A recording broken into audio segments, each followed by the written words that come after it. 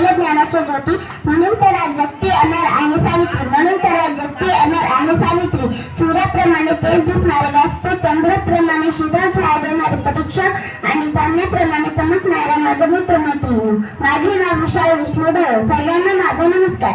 आज मी आपल्या समोर भारतातील पहिल्या शिक्षिका क्रांतीज्योती सावित्रीबाई फुले यांची यशोगाथा सांगण्यास उभा आहे. सर्वप्रथम सावित्रीबाई फुले यांना माझे प्रियवंदन. क्रांतीज्योती सावित्रीबाई फुले यांचा जन्म 3 जानेवारी 1831 रोजी महाराष्ट्रातील सातारा जिल्ह्यातील नायगाव येथे झाला. त्यांच्या वडिलांचे नाव खंडोजी नेवसे पाटील व आईचे नाव लक्ष्मीबाई असे होते. वयाच्या अवघ्या 9व्या वर्षी त्यांचा विवाह थोर समाजसुधारक ज्योतिबा फुले यांच्याशी झाला.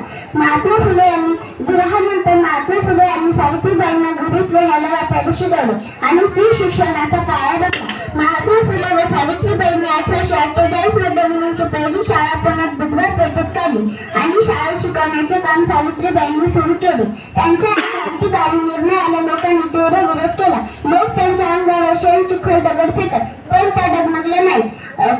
त्यांनी गरीब विधवा अनाथांना भाग दिला. त्यांनी